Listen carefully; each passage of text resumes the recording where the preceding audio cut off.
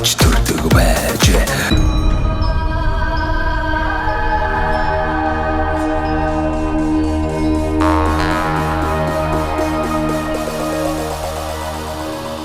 За монголчуудаа Монгол эх орныг танилцуулах зорилготой Монголын хамгийн үзэгчтэй Сумдаа сайхан амьдрын нэвтрүүлгээ та бүхэндээ хүргэж байгаа. Ингээд Дундгов аймгийнхаа Цагаан Дэлгэр сумын иргэдийн төлөөлөгчдийн хурлын дарга Алтан ихтэй уулзж байна. Ингээд танд бас энэ сайхан өдрийн мэндийг хүргэе. Танд ч гэсэн өдрийн мэндийг хүргэе. За Дундговын Цагаан Дэлгэр сум маань бас их өрмөц санагцсан. Цагаан Дэлгэр гэдэг нэртэй. Тэгээд би чи 10 сар гаргаад ингээд очисон. Тэгээд ерөөсөө нэвсийгээл хамгийн түрүүнд зас орд юм шүү. Тэгээд Цагаан Дэлгэр сум дээр ингээд цагаан застай өдөр очисон. Тэгээд бас их сонио өрмөгц гоё тогтцтой ийм сум санагдсан. Тэгээд та сумынхаа сайхан үүх түүхээ сумын онцлогийн талаар сайхан танилцуулаач тийм ээ. За тэгэлгүй яг мэдээж манай Цагаан Дэлгэр сум маань бол 1924 онд оны 6 сарын үед анх байгуулагдж байсан нэрийг өгж байсан гэж түүхэн сурвалжид бичсэн байдаг. За тэр нь яг Цагаан Дэлгэр гэдэг нэр маань болохоор манай нутгийн одоо тахилгатай шүтээ хайрхнуудынхаа нэрээр Утаг уулын цагаан уул гэдэг уулынхаа цагаан гэдэг нэрийг оруулад за тэгээ баруун урд сумынхаа нутаг дэвсгэрийн баруун урд захын хээлийн цэцээр оршдог Дэлгэр уул гэдгийг хайрхныхаа нэрийг оруулад хоёр тахилгатай уулынхаа нэрийг оруулад Цагаан Дэлгэр гэдэг нэрийг харилцсан байдгийм лээ. За тэгээд нэрнч одоо цагаан гэдэг нэр орсон болоод тэр юм уу ерөнхийдөө манай Цагаан Дэлгэр бас Дундгов аймгийнхаа 15 сум дундаас арай бас урд унтс цас ахин унах төлөвтэй санагддаг. Ер нь хүмүүс ч бас тэгж ярьдаг. Цагаан Дэлгэр цагаан байдгаа гэж бас ярьдаг. За тэгээд манай сум сая 2024 онд төвхт 100 жилийнхаа тэмдэглэн өнгөрүүллээ. За 100 жилийн агаар өргөн дэлгэр сайхан тэмдэглэн өнгөрүүлээд мэдээж нутаг орны маань 100 жилийн явуулсан Түмэн улам нутгийнхаа 100 олон Түмэн улам маань өргөн сайхан гэрж баярын наадмаа тэмдэглэн өнгөрүүлсэн байгаа. Цагаан Дэлгэр сумын маань одоо хүн ам одоо хичнээн хүн ам оршин сууж байна. За мөн одоо ард иргэдийн маань те бас одоо амьдралын хэм маяг одоо зонглох аж ахуй те магадгүй одоо мал аж ахуй одоо зогсож хэрэглэдэг баг тийм ээ. Ер нь өөр бас ямар онцлог байдгийг. За манай Цагаан Дэлгэр сум сая 2023-аас 24 оны эцсийн хүн амын тоогоор бол хүн амын тоо 1000-аас доош орсон байсан. 900 хэд донд 1000 хүрэхгүй болоод за мэдээж сая 2024 оны сүүлээс эхэлж хүн амын өсөлтийн талаар бодлого барьж ажиллаж байна. За түүнийхээ хэрэгжилтээр бас сумынхаа нутаг дэвсгэрийн хээлийн цэцээр зарим сум хээлийн цэцээрээ явлаа. Зарим бол айл өрхүүдээр орлоо. Мэдээж Цагаан Дэлгэрийн хүн ам буурах болсон маш том шалтгаан бол Говьсон бүрэн аймагтай хил залгаа манайх маш ойрхон 65 км-ийн зайтай оршдог. Тэгэхээр сумын бас зүүн талын малчин өрхүүд маань арай бас нэг хөгжил дээгүүр аймагт хүүхдтэй сургах мөн гэр бүлээ тэнд амьдруулах зорилготой өөрсдөө дангаараа Цагаан Дэлгэр сумын хайрайтайгаа гэр бүлээ одоо Говьсон бүрэн аймагт шилжүүлэн оруулж одоо иймэрхүү шалтгаануудаас болж ер нь хүн ам буурах маш том шалтгаан болсон. Бид бол мэдээж сая хүн амын бодлогоо бариад тиймэрхүү асуудал гарч долгомжсон одоо 1 2 3 дугаар багийнхаа ирэг дээр оны сүүлийн хүн амын тоогоор явлаа. За нийт өрхүүдтэй танилцууллаа. За бид одоо хүн ам агсгах бодлого барай явж байгаа учраас та бүхэн сум орон нутгаас хийж хэрэгжүүлж байгаа энэ хүү бодлогын маань сайхан гэр бүлээрээ сум орон нутгад шилжин орж иж дэмжиж дэмжээч гэсэн өсөлтүүдийг тавьсан. За түүний маань хийсэн ажлын маань үр дүн гарч сая бид хүн амынхаа 2024 оны сүүлийн хүн амын тоогоор хүн ам маань ямар ч үсэн одоогоор 1014 болоод бас тодорхой хуваар өссөн дүнтэй байна. Тэгээд цаашдаа ч бас хүн амын бодлого ерөнхийдөө бариад явнаа. Одоо тогтмол өсгөх зорилготой явна гэсэн бодолтой байгаа. Одоо Чойрын замтай бас танаас өмнө хэдэн километр юм? Говьс зайтай. Манайх Говьсон бүрэн аймаг руу бол 65 км яваад одоо мягны замд холбогддог. Хойдлоор Улаанбаатар хот руу орохын тулд 14 дугаар зөвлөг хөр нийлдэг засмалдаа. Тэрнээс бол 55 км зайтай байдаг. Өшөө ойр болж. Тийм бүр 10 км-ийн наан бол. Сумын төв рүү засмал зам ер нь орвол ер нь тэрийг дэмжих үү? Дэмжилгүй яах вэ? Одоо бидэнд тулгамдж байгаа асуудал байна. Бид өнөөдөр засвал мэдээ зам дагаж хөгжил гэж ярьдаг тийм ээ. Бид одоо зам ер нь бол цагаан дэлгэр сум бас одоо хэвтэ тэнглэгийн зам гэж одоо удахгүй улс их орноос төрөөс одоо явуулж байгаа мега төслүүд дээр за хэвтэ тэнглэгийн зам гэж байна. Гой сүмбэр болон 12 хотыг хөрөх дундуурыг дамжин өнгөрөх тийм ээ. За тэгээд одоо бас нэг том төсөл маань болохоор замын үд болон хөшгтийн өндийн хооронд одоо хурдны зам тавигдахаас мега төслийн юун дээр яваан билээ. Одоо судалгааныхын өмнө ажил дээр яваан билээ. Энэхүү замууд маань болохоор яг цагаан дэлгэр сумаа хэвтэ тэнглэгийн зам маань бол цагаан дэлгэр сумаас урагшаа нэг 30-60 км-ийн зайтай өнгөрөх гээд байгаа. Өшөөд ойртой тах юм шүү дээ. Одоо дундуур руугаа явхад. За хурдны зам маань болохоор цагаан дэлгэр сумаас зүүн тийшээ одоогоор ямар ч урьдчилсан байдлаар гаргасан зургаар одоо газрын албанаас нөгөө гаргасан байгаа координатыг хараад үзэхэд манайхаас нэг 25-аас 30 км тусмын хурдны зам хойш явах юм билээ. Айл айлын гаранд холбогдох боломж үүсэх гээд байгаа. Тэгээ яг мэдээж мега төслүүд үнэхээр хэрэгжээд биелээ болвол бид бас сум орон нутг руугаа мэдээж ойрцсон чинь засмал замыг бас тавиулах тал дээр нь цаашдаа ажиллана гэсэн бодолтой мөрөөдөлтэй л явж байна да. За мэдээж нэг сумын хүн амыг нэмэгдүүлэхэд тухайн сумд одоо ажлын байрыг бий болгох чийш одоо хүн ам амьдрах байх ажил хийж. За сумд амьдарч байгаа за төр төсвийн байгууллагын хүмүүс бол мэдээж төрийн албанд ажиллах байх. Ерөнхийдөө сумын иргэд маань нөгөө мал аж ахуй нүүдлийн мал аж ахуй эрхэлж штэ. Тэгэхээр одоо сумын хүн амыг нэмэгдүүлнэ гээл за ирээд малчин болоо гэх нь бас болохгүй байх тийм ээ. Одоо нэг бэлчээр мэн ямар байгаа вэ тийм ээ. Тэгэхээр бэлчээрийнхаа даацсандаа тохируулаад мал бүхий иргэд мэн одоо сумн дээрээ байдаг юм богоц. Үүнээс гадна одоо нөгөө баялаг бүтээдэг иргэдийг яаж сум орон нутгтай нутгшуулах вэ? Одоо энэ малаас гарч байгаа арь ширээ боловсруулдаг ч гэдэг юм уу эсвэл одоо сумн дээр танахтаа одоо төв суран газар ойрхон байна гэж юм. Магадгүй одоо тэ хүлэмжийн аж ахуй ч гэдэг юм уу нарийн ногоо ч гэдэг юм уу одоо ингээд нөгөө говийн сайхан нарыг ашиглаад энэ говийн ногоо чинь бас энэ хангаа газрын ногоо бодуулыг ам чанар сайтай арай илүү таваарлаг байгаа тоххой. Тэгэхээр бас танаа бүс нутагт одоо тийм ээ газар тариалангийн чиглэлээр бас хүлэмж тий ногоо нарийн ногооны аж ахуй эрхлэх боломж бас байдаг юм уу юм уу. За ер нь ажлын байрыг бий болохын тулд одоо жижиг дунд үйлдвэрлэл тий юу ч эрхэлж болох л байна. Энэ тал дээр бас танаа баг хамт олон болон сумын иргэд бас ямар бодолтой байна. За манайх одоо хамгийн давуу тал нь Дундуу аймгийн хэмжээнд уул уурхайгүй ерөөсөө 2хан сум байдаг. Тэрний нэг цагаан дэлгэр сум бол өдөө ямар нэгэн уул уурхай одоогоор үйл ажиллагаа явуулж байгаа уул уурхайгүй сум байдаг. Тийм болохоор бас мэдээж тэрийг дагаад нөгөө ажлын байр хомс. За одоогийн байдлаар бол ерөнхийдөө юу вэ? Яг л төрийн албанаас ажиллах ёстой бүх орон тоонууд одоо байгууллагуудын юу түн дээрээ бас л мөн дутагдaltaй байна орон тоонууд маань бас одоогоор үүнийг бас гүйцээхэд бол бид нэлээд олон нутгийн уугуул болон суугуул залуучуудтай холбогдож ярьж байна. За ямар ч сум орон нутгтай ярьж ингээд хөгжил сэтгэлтэнд хувь нэмэр оруулаач ээ.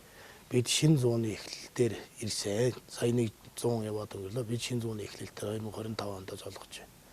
Тийм болохоор бүгдээрээ хамтдаа нийл нутаг орныхоо төлөө ингээ яа гэсэн юм ажиллая гэсэн тийм саналуудыг тавьсан. Мэдээж түүний дагуу бас нэлээд залуучууд бас ирж байна. Ажилд орж байна. За түүнээс төрийн албаны одоо орон тоонуудаас гадна одоо хуваараа хөдөлмөр эрхлэх мэдээж баялаг бүтээх тал дээр манай сум бол өдөө хүртэл жоохон учир дутагдaltaй байсан. Сая одоо мэдээж нэг хоршоо хөдөлгөөн шинэ хоршоо хөдөлгөөн гэж бас том хөдөлгөөн болоо. Үүнийг дагаад бас хоршооч бас нэлээд байгуулагдлаа. За тэгээд яг байгуулагдсан хоршоо бүр өөрсдийнхөө зорилтын дагуу одоо ямар чиглэлээр үйл ажиллагаа явуулах вэ гэдэг талаараа мэдээж тэрийг ярьж байгуулагдсан байж таараа. Одоогийн байдлаар бол яг эхний ээлжинд байгуулагдсан хоршоонуудаас ганц нэг саналууд орж ирж байна. За бид өнөөдөр жишээ нь одоо хөдөө орон нутагт одоо мал дээр амьдарч байгаа иргэдэд хороо бууцан дээр одоо гурвалжин шовгор гэж байшин байдаг. За тиймэрхүү байшинг бид нар барьж хоршоогоороо ингэж явъя. За мэдээж одоо газар тариалангийн тал дээр бол манайх ч одоо говийн бүс нутаг гэж явдаг. Хэдийч цагаан дэлгэр бол ерөнхийдөө тал хээрийн талдаа ордог. Бас яг говь гэхээр биш. Хойшоо тал хээрийн тал руугаа энэ орчих гээд байдаг тийм талтай. Тэгэхээр манайд бол ерөнхийдөө одоо иргэд маань үнэхээр бас нэг нарийн ногооч байдаг юм уу тийм газар тариалан эрхлээд ингээд явна гэхэд бол боломжтой байх гэж бодож байгаа.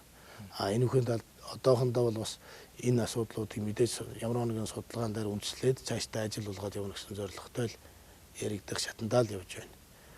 Тэгээд мэдээж бас сум орон нутгаа цаашд хөгжүүлэхэд бол бид аль болох боломжоор нь мэдээж газар тариалан эрхэлж болох газарт нь газар тариалангийн эрхлүүдийг тийм байдлаар л явуулах л төлөвлөгөөтэй байна да. За баярлалаа. Тэгээд сайхан хэсэг хугацаанд одоо Дунд Говь аймгийнхаа цагаан дэлгэр сумынхаа одоогийн орчин нөхцөлийн талаар сайхан танилцуулсан явдалт. Тэгээд сумынхаа төлөө олон сайхан ажлуудыг танай хамт олон зохион байгуулж сумаа сайхан хөгжүүлэх баха. Ингээд танд бол сайхан боломж олгоё. Энэ завшааныг ашиглаад цэнхэр дэлгэцээр одоо таныг таньж мэддэгээс анд найс нөхөд одоо ах トゥ төрөл өрсөлдөө нутгийн угуул сугуул зон олондоо сайхан мэдлэгээ өргөж. За манай цагаан дэлгэр сум бол Боржигын түмний яг голомт нутаг байдаг. Боржигын өв соёлыг яг өвлөн тээж яваа. Тийм газар сайхан орон нутгаа. Тэгээ би бас энэ нутагт өсөж төрж өдийг болтол нутаг орондоо байгаад их баярлж явдаг. Энэ нутгаа залуус бид хайрлахгүй юм бол өөр бусдуу хайрлахгүй.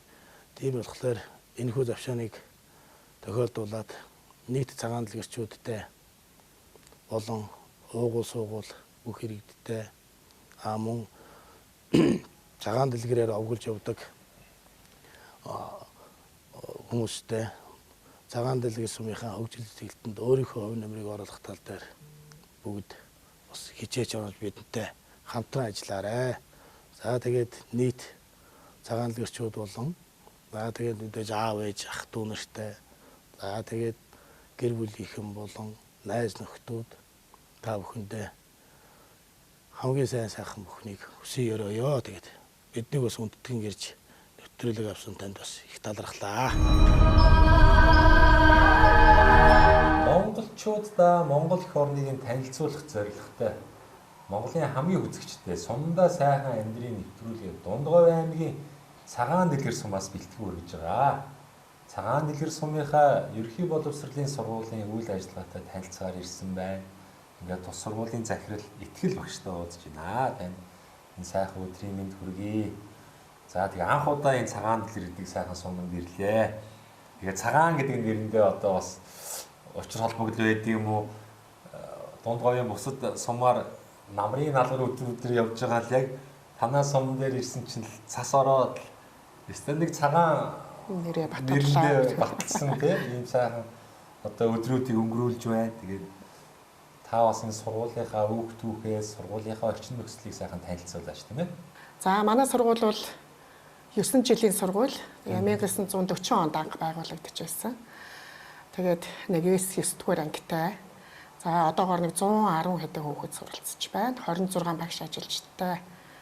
За тэгээд энэ хөдөөний сумын нэг жижигхэн сургууль байна да. Тэгээ манай сургууль бол одоо хүүхдийн тоо 100 гаруйхан ч гэсэн ерөнхийдөө сургалтын стандарт одоо боловсролын үйл ажиллагааг бол маш хариуцлагатайгаар одоо хэрэгжүүлж явдаг. Тэгээ манай сургуулийн одоо багш нарын ихэнх нь бол энэ тэндээс шилжиж ирсэн багш нар олон жил тогтвортой ажилдаг. Одоо энүүгээр онцлог байдаг. Яг унган эндээ одоо төрсэн хүүхдүүд л 2 3 хүн багш байдаг. За тэгээд 15 багш 11 ажилчидтай ингээд сургалтын үйл ажиллагааг явуулж байна.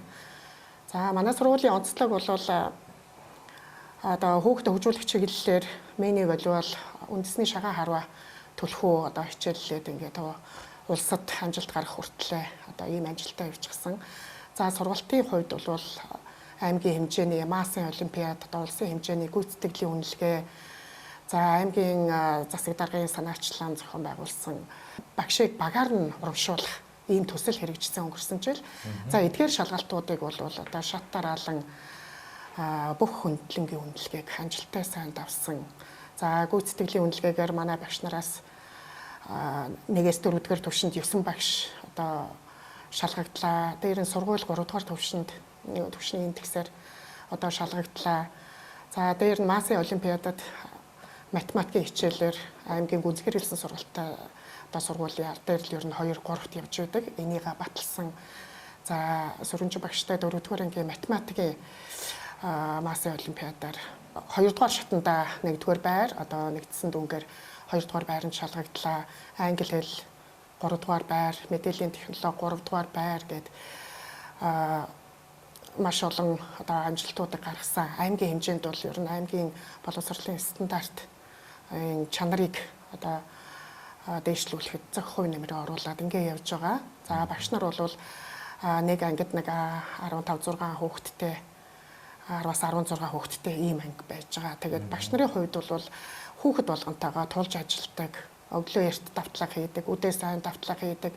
Ер нь стандартыг хамгийн чухал одоо барьж явдаг ийм сургууль. Тэгээ манай багш нар ч гэсэн өөрсдөө хичээж хармаж, өөрсдөө хөгжүүлж хүүхэд нэг үрийг сургах, тэгш хамруулан сургах энэ тал дээр бол маш амжилттай ажиллаж чаддаг. За манайд олон жил ажилласан хим биологийн багш Шамармэнд, биеийн тамирын багш Энх сайхан, за Ахмад багш нар Сүрэнжив, Саруул Заяа, Нар Мандах гээд одоо маш туршлагатай багш нар байна. Босод багш нар бол 5-аас 6 жил ажилласан, 2-оос 3 жил ажилласан гэдэг ийм залуу багш нар. Ер нь бол насны харьцаа ингээд Ахмад залуу, ер нь холимог гэ биесээ суралцаад явж байдаг ийм хамт олон байж байгаа. За манай ажилчдын хувьд бол ер нь энэ нутгийн голдуу хүмүүс, за Хөвсгөл аймгийн нэг хүн ирж ажиллаж байгаа манай тоогооч. Тэгээд одоо хаа газар Улс аймгаас Хөвсгөл аймгийн тэр хүмүүс ирж ингээд ажиллаад Говь нутагт маш сайхан доктор шууршилтай ажиллаад ингээд байж бод нь бид нар маш их талархдаг. Тэгээ энэ хүмүүс маань бүр их сэтгэлээсээ ажлыг маш дээд хэмжээнд ингэж хийдэг. Ийм сайхан одоо учир тавилантай ийм сургуулаа. За тэгээд яг уу ирээд л яваад өгдөг энэ тэр ганц нэг хүн таарна. За ер нь бол манайда ингээд доктор сурчлалтай ажиллаж байгаа байдал бол энэ сургуулийн чанар сайжрахад энэ сургуулийн одоо хүүхдүүд жил ирэх тусам 5-10-аараа нэмэгдэж байгаа. Тэгэхээр энэ бүгдүүд маань одоо энэ манай багш ажилчдын маань хичээл зүтгэлийн үр дүн гэж бодож байгаа. Тэгэл байна. Тэгээд бас их онцлог юм аа. Миний хувьд гэх юм бол одоо Монгол орны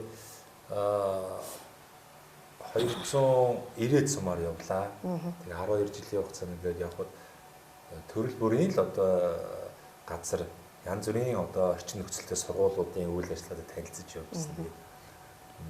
Танаа сургуулийн хувьд гэх юм бол бас нэг хэсэг одоо хүүхдгүү боллоо энэ төр галж явах дээх үед бас яригдгэл байсан баг. Учир нь юу вэ гэвэл энэ чинь нөгөө нэлээд анслагдмал сум юм байна. За тэгээд ялангуяа зэрэгэлдээ говь сүмбэр чойртой бас их одоо төв суурин газар зах зээл гэдгээрээ ингээд ойр байдаг юм байна. Энэ утгаараа нөгөө ард иргэд мэн амьдрал ахуйгаа хөөгөөд бишгаа чойрлоо бас их хүмүүс шилжилт хөдөлгөөн явсан юм байна. Энэ утгаараа нэг хэсэг бол хүүхдийн тоо бол багассан баг л та. Гэхдээ нөгөө нэг хэсэг чи 90-ад оноос хойш ч одоо ингээд ихнүүд л явлаа штэ. Хүмүүс нь аймаг тэгэл цаашлах юм бол нийслэл Улаанбаатар хот цаашлах юм бол одоо гадаад гараад явцдаг. Тэгээд энэ үзэгдэл мэн одоо эргээд нэг арай өөр болж байгаа юм уу да гэсэн хандлага харагдаж байна. Ялангуяа одоо нийслэлийн сургуулиуд бол улсын сургуулиуд 50-60 хүүхэдтэй багш нь тулж ажиллаж чадхаа болж байна. Аав ээж нь төгжирсээр байгаад үр хүүхдээ хянж чадхаа болж байна. Ингээд нөгөө нийслэлийн улсын сургуулийн хүүхдүүдийн сурлага ер нь нэлээхийдээ маш их одоо муудаж байгаа хандлага харагдаж байна. Гэтэл эсвэргээрээ одоо нөгөө сумын сургуулиудын одоо анги дүүргэлт стандарт болно. Стандартаас одоо бага түвшинд хүүхдүүд маань тий сурж байна. Багш нь тулж ажиллах боломжоор хангагдаж байна. Аав ээж нь ямар төгжрөл гэх биш үр хүүхдээ хянж байна гэдэг утгаараа улсын чанартай тэмцээн уралдаан олимпиадад одоо сумын хүүхдүүд одоо давмгайлах тэргүүлэх байр суурийг одоо эзлээд эхэлж штэ. Тэгэхээр нөгөө аав ээж нар маань ер нь хандлага бас энэ сумын сургуульд хүүхдээ сургая гэсэн одоо хандлагыг нэмэгдэж явах шиг байна. Нэг үе бодвол одоо энэ сумын бас сургуулийн орчин багш болон сургалтын хэрэглэгдэхүүн одоо хангамж хуучнаа бодвол сайжирсан байна. Энэ IT тухтай бас дотор байр нь бий болчихсон учраас одоо энэ сумаасаа үр хөвгтөө аваад явсан хүмүүс аав ээжүүд эргээгээд энэ сургуульд одоо үр хөвгтөө авчрах эмээ өвөө дээр нь ч гэдэг мах дүүнэр дээр эсвэл одоо доглог сайхан дотор байранд нь ингээд байлгаад хүүхдээ сургах юм хандлагууд бий болж байна л доо. Миний хувьд ч ялгаа байхгүй би одоо сургуулийн насны 5 хүүхдээ хотод ингээд зөөж сурах маш хэцүү байсан. Тэгээд сүүлдээ одоо Төв аймгийн 100 мод одоо сум руу нүүссэн. Тэнд одоо хүүхдээ өгсөн сурган ингээд харьцангуй дээшлээд ингээд хичээлийн бус цагаараа янз бүрийн секс дууланд хамрагдаад ингээд хүүхд хөгжөд Улаанбаатараас илүү хөгжөд эхэлж байгаа байхгүй юу. Тэгэхээр энэ хандлагыг бас ард иргэн олж анзаараасай. Тэгээд болж өгвөл хотод ажиллаж амьдарч байгаа залуучууд маань үр хүүхдээ за өвгдээ заав ээж өөрийнхөө төрж өссөн нутаг ус руу одоо эрүүл цэнгийг орчинд тийм ээ одоо сурах тал дээр нь та бүхэн бас анхаарлаа хандуулвал их зүгээр юм биш. Энэ сумын сургуулиуд чинь бас их анги танхим кабинетууд нь тэг орчин нь багш нар нь ер нь их сайхан болсон байна. Тэгээ хүүхд цөөхөнтэй учраас багшууд нь их сайхан тулж ажилтдаг юм байна. Ингээ хүүхд хөгжих болцоо одоо ингээ бүрэн дүрэн харагдаад байгаа байхгүй юу? Тэгээд та бас өөрийгөө сайхан танилцуулаач. Одоо та ч бас яг энэ сумдаа төрж өссөн. За тэгээд амьдралын шаардлагаар одоо бас л одоо олон газар ажиллаж амьдэрсэн байна. Тэгээд бас эргээд одоо сум орнуудтай бас эргэж ирээд ингээд сургуулийнхаа үйл ажиллагааг өдөртөн чиглүүлээ явж байгаа юм байна шүү дээ. За ажлын гараагаа та бас хаанаас эхэлжээ тийм ээ? За миний нэр Доржийн Итгэл. За Цагаан Дэлгэр сумда одоо төрж өссөн яг унган энэ нутгийн хүн байгаа. Тэгээд 8 дугаар анги төгсөөл 10 жилд очоод тэгээ 10 жилээс хойш ингээд шатны сургуулиудаа төгсөөд за хамгийн анх 91 онд одоо нэг хүмүүнлэгээ явах нэг сургууль төгссөн. Орос англиний багшийн ийм мэргэжилтэд төгссөн. Ордны одоо зүүн талын тий. Тэгээ хуучин тэр үед бол гадаад хэлний дээд сургууль гэдэг байсан. Тэгээ төгсөөд ирээд сумандаа 1 жил ажиллаад дараа нь англи хэлний багш үлтгэх 1 жил бас биднийг давтан бэлтгэсэн. Одоо төрийн бодлогоор ингээд англи хэлний багш нараа бэлтгэж байсан. Тэгээд дараа нь одоо гэр бүлийн хүнийг дагаад говьхтал суманд очиж бараг 10 жил ажиллаа. Тэгээ Улаанбаатар руу шилжсэн тий. Тэгээд яг нөгөө хэлний багшийн ач холбогдол бол хаач явсан гэд гардаг. Ер нь хоолоо олж идэг их зөв мэрэгжил сонгочээ гэж би үзэж идэг. Тэгээ хотод очоод MIU гэдэг их сургууль анх байгуулагдчихсан. Тэгээд тэнд сургалтын албанд хүмүүс одоо шалгаруулж авч ирсэн. Тэнд одоо Улаанбаатарт очоод анхны ажил маань MIU их сургуулийн сургалтын алба гэдэг одоо Солонгос даргын удирдлагын дор ингэж ажилладаг тийм сургуульд орж байж байгаад тэгээ нэг 2 жил ажиллаад Америк руу явцсан юм аа. Аль хотод та амьдарч байна? Олон хотод амьдарсан уу? Ерөөсөө л нэг газараа Вашингтон DC-д нь ажиллаад сураад тэр чинь Америкийн төв хот нийслэл тий. Тэгээд тэрний хажууд Арлингтон гэдэг манай монголчууд их байдаг тийм газар. Ер нь одоо 7 жил болсон. Тэгтээ баруун эрэг рүү бас явж үзсэн. Бас 7 жил чих хугацаа шүү дээ. Яг л нэг газараа. Бас өөр Америк хүн болсон биш баг. Тэгэл одоо яахын зураг бол яста 7 жил болсон. Тэгээд эндээ байхдаа нийгмийн ажилтны сэтгэл зүйчийн бас мэргэжилт давхар аваад тэгээд ирсэн. Тэгэхээр Монгол хүн чинь Монгол руугаа иртгэл юм байлээ тий. Тэгээд ирээд идэр дээд сургуульд ажиллаж байгаад англи хэлний багшаараа ажиллаж байгаад тэгэл нөгөө охины хүүхэд татгаа аваад болтгоо одоо ерөөсөө л хөдөг зорих шалтгаан маань тэр байсан. Тэгээ нутаг орноо бас их санчсан нутагтаа байгаал баймаар санагддаг зуны амралтаар ирээл тэгэл ингээ байж байгаад ерөөсөө л явмааргүй энэ хүүхдээ чи эрүүл мэндийн бодъё эрүүл агаар ерөөсөө хүүхдэд хэрэгтэй гэдээ эмччихэлсэн. Тэгээд ерөөсөө нутагтаа ерөөсөө амьдрахаал боллоо гэд хүүхдүүдтэй хэлээл. Тэгээд ирээд хүүхдүүдтэй яасан тухай? Хүүхдүүдтэй яг ээж нь тий өөрөө л мэдгэсэн. Манай 2 хүүхд. Тэгээ хүү ах 2 тий. Ээж нь ерөөсөө явмааргүй байна. Эндээ байлаа. Ажил ер нь одоохондоо бол ажил алга гэсэн байхгүй юу. Тэгээ ажил байсан ч байгаагүй ч нандатайгаа одоо нэг жоохонтойгоо хөдөө байлаа гэдэг. Одоо хүүхдийн төлөө явахнаас болцсон байсан юм шиг байна. Дээр нь бас нутаг орон айгүй их санчсан байсан учраас одоо ээжийн гаалгалд бүх юм энд байгаа учраас тэгээ би ер нь явмааргүй санагдаад тэгэл нэг зуны амралтаараа ирээл тэгээд яваагүй шүү дээ. Тийм тэгээд сумандаа ирээд тэгтэл сургалтын менежер шилжих таарсан байлээ. Тэгээд сургалтын менежерээр ороод тэгээд дараа нь нийгмийн ажилтаа хийж байгаад одоо захирлын үр гүйцэтгээд ингэж явж байгаа. Тэгээ нутагтаа ирээд одоо 80 дахь жилдээ болж байна. За энэ нэвтрүүлэг үзэж байгаа манай ангийн найзууд 1991 онд гадаадлын дээд сургууль төгссөн оюутан ангийн найзууд за анх хөдөлмөрийн гараагаа эхэлсэн цагаан дэлгэр сумын сургуулийн хамт олон, үе үеийн хамт олон, говь ухтаал сумын сургуулийн хамт олон, эдэр дээд сургууль, хэм аюу сургуулийн хамт олон гэдэг тоочвол маш олон хамт олон найз нөхдүүд бий. Тэгээ та бүхэндээ энэ өдрийн мэндийг хүргээд тэгээд та бүхний ажил амьдралд наз жаргал хорвоогийн хамгийн сайн сайхан бүхнийг хүсье. Тэгээд одоо зорьсон ажил нь амжилт бүтээл дүүрэн байх болтугай гэдэг эрүүл хэлье.